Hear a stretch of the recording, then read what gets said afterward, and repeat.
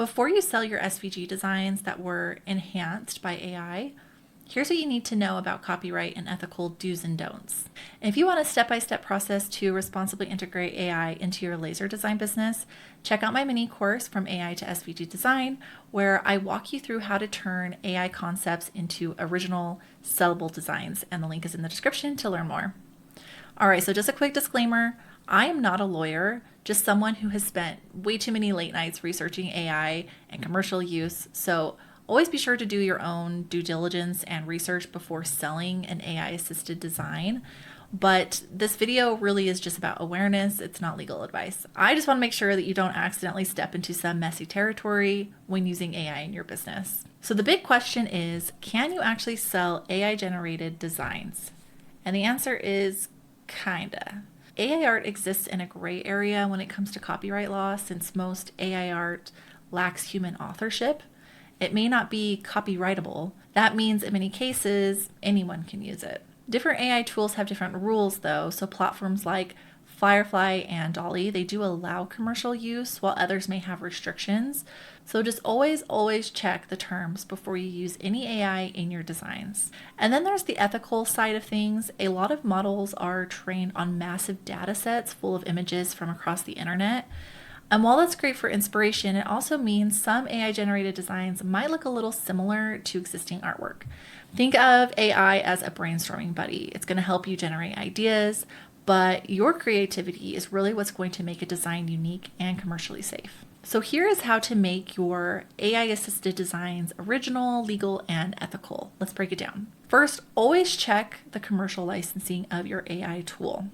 Things are always changing, so it's always a good idea to check on those things regularly. Check the terms of use, check what their commercial licensing agreement is, and you should be golden. And that right there is the first step to having peace of mind that the tool that you're using is going to be totally legit for whatever designs that you're making. The next thing I would suggest is to use AI for inspiration and not for a final product. So you can think of AI as a sketchbook. It's not a finished design. So let's look at an example. Say I generate this cute little bunny. If I essentially repurpose this image and sold it as an SVG, that could be questionable. So instead, I take it into Illustrator, I refine it and tweak it and make it my own. Now it's an original work and I can confidently sell it, especially since AI doesn't understand how a laser works very well. Making the design laser friendly really does take some skill and work on our end. So here's how my workflow tends to look. One, I'll start with an idea. I'll create an AI prompt to generate inspiration around that idea. Second, I'll take that AI generated concept and I'll redraw or modify it in Illustrator. I also like to use Procreate. I'll do a lot of my hand sketching in there, and then I'll bring that image, my sketch, into Illustrator and do my tracing. At that point, I feel confident in tracing because I've made my tweaks in Procreate, and now I can just do all of the tracing in Illustrator. Next, I like to make sure that my design is optimized for the laser. So typically that means cleaning up any stray anchor points, just making sure things are grouped together, compound path. I assigned all of my colors to my different layers, whatever my colors are that I use to represent engrave, score, and cut. And then the last thing, I can feel confident that the final design is 100% unique and commercially safe. This approach protects originality and ensures that my designs actually work for laser cutting, because AI really is just a tool, but human creativity still wins every single time. Now let's talk about what not to do in your business. I've already touched on this before, but I don't suggest selling AI art as is. Most AI generated designs aren't copyrightable, meaning anyone could technically use them, and to me that's a problem.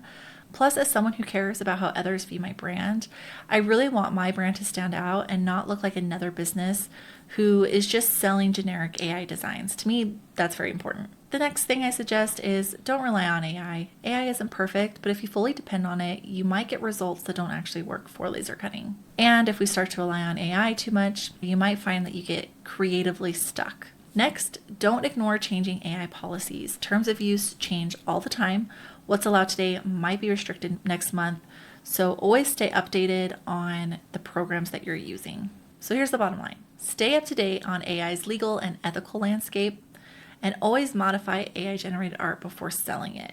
AI is an amazing tool, but your creativity is really what makes a design sellable. Now, if you want to learn the exact workflow that I use to turn my AI inspiration into a unique sellable SVG file, check out my mini course From AI to SVG Design. The link is in the description to learn more. I'd love to hear from you in the comments. How are you using AI in your design process? Are you even using it yet? Now, thanks for sticking with me through this design series. This is the final video for my 5-part AI for laser design series. If you missed any past videos, be sure to check those out and learn more about AI and the many ways that you can use it. That's it for today. Thank you for watching, and I will see you in the next one.